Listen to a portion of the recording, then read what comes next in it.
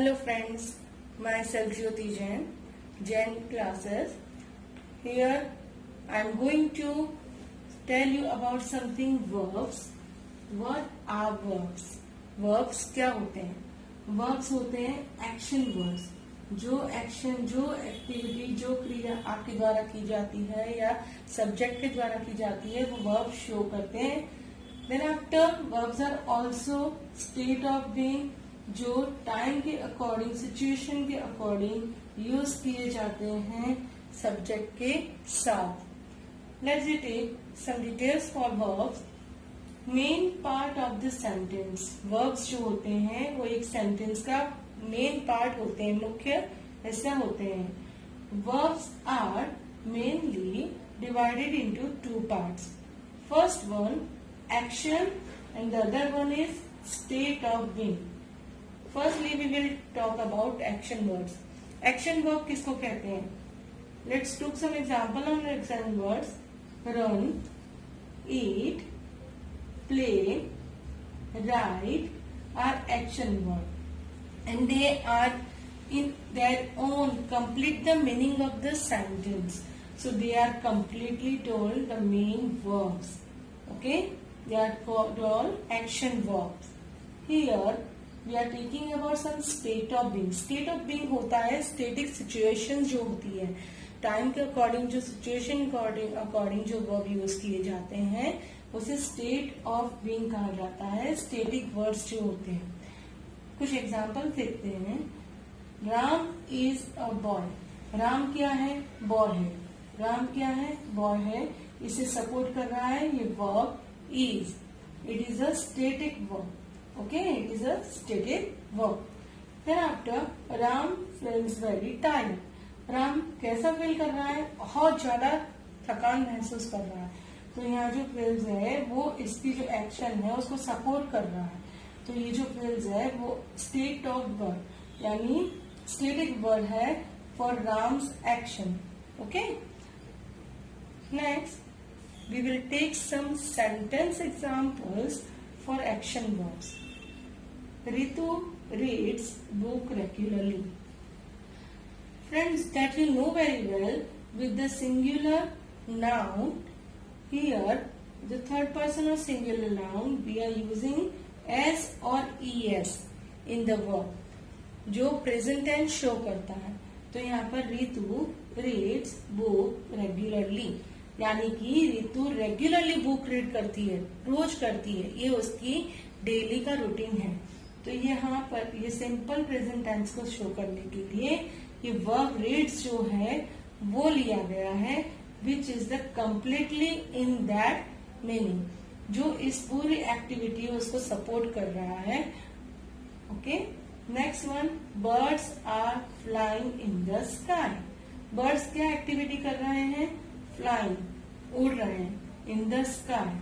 तो ये जो फ्लाइंग वर्ड है ये एक्शन वर्ड है, जो एक्शन बर्ड्स के द्वारा परफॉर्म किया जा रहा है. तो ये एक्शन वर्ड है flying. Clear? Reads, flying are action verbs. Now we are talking about state verbs. Let's we took some example of sentence example of state verb.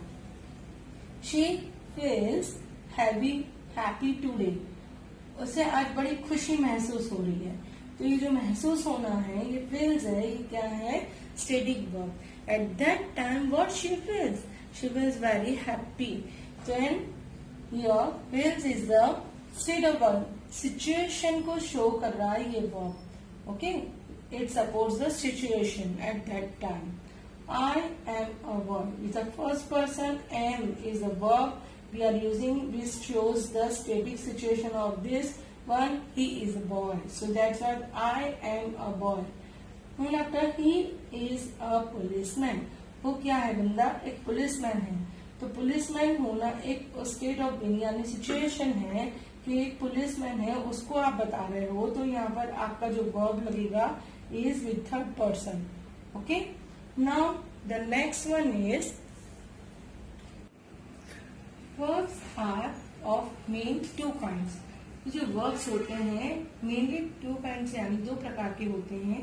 Main verbs and auxiliary verb. अब main verb क्या है? जो sentence में अकेले होते हैं ना, उनसे भी पूरा सेंटेंस चलता है। अब देखिए ये क्या है? Main verb are those verb which shows the action और एक्टिविटी ऑफ द सब्जेक्ट। जो भी सेंटेंस में जो सब्जेक्ट होता है वो क्या एक्शन परफॉर्म कर रहा है, क्या एक्टिविटी परफॉर्म कर रहा है, इसे बताने वाले जो वर्ड्स होते हैं वो होते हैं मेन वर्ब्स। ओके, सब्जेक्ट की जो भी एक्टिविटी एक्शन है उसको परफॉर्मेंस को बताने वाले जो वर्ड्स होते हैं ना बेटा, वो होते हैं main verbs. They can stand alone, वो अकेले ही यूज हो सकते हैं, अकेले ही वो खड़े रह सकते हैं, पूरा सेंटेंस कवर अप कर सकते हैं, पूरे सेंटेंस को एक मीनिंग प्रोवाइड कर सकते हैं। Let's take some examples of it. Read अपने आप में ही एक कंप्लीट वर्ड है। Sleep, it also provides a full meaning to this word. Run, it is also completely meaning word.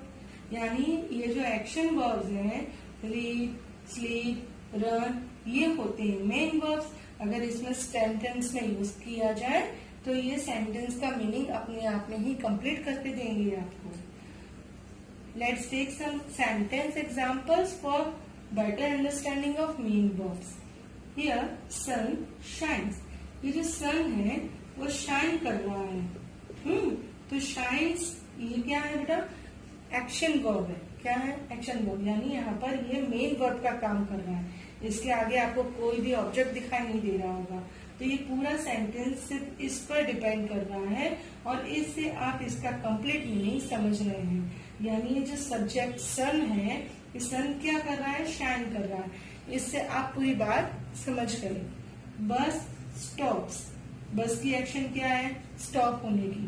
तो ये जो एक्शन वर्ड है स्टॉप, ये बस यानी सब्जेक्ट की एक्टिविटी को शो कर रहा है विद कंप्लीट मीनिंग। यानी कि ये जो वर्ब्स होते हैं ना, ये सब्जेक्ट की एक्शन या एक्टिविटी को शो करते हैं with complete meaning.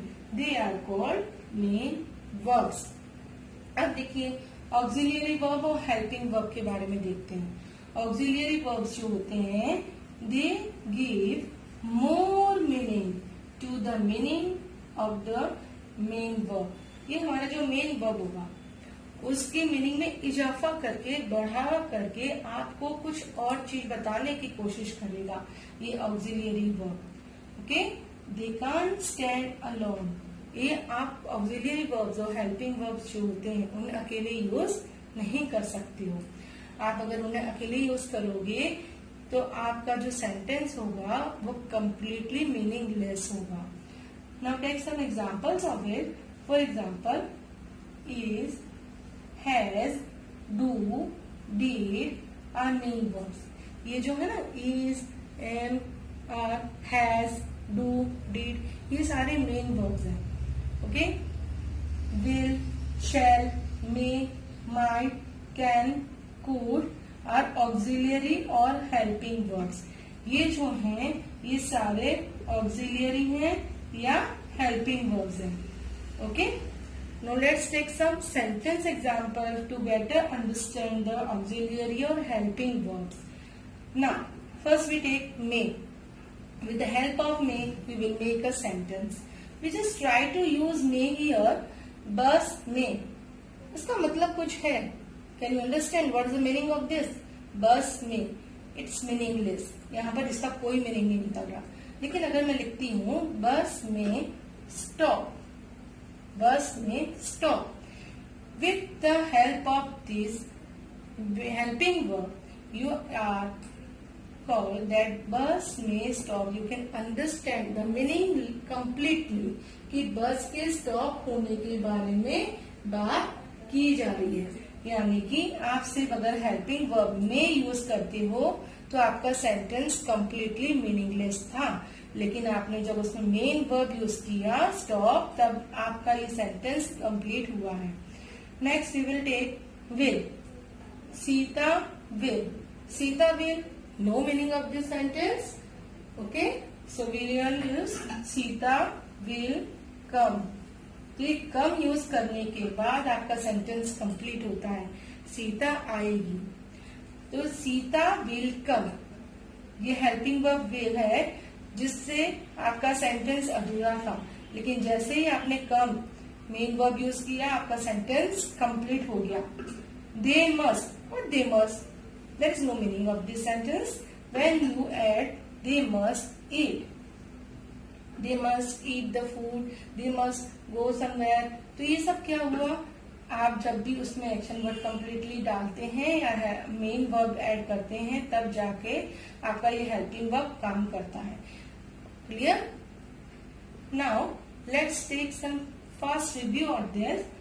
We have discussed in this chapter for the verbs, meaning of verb. Okay.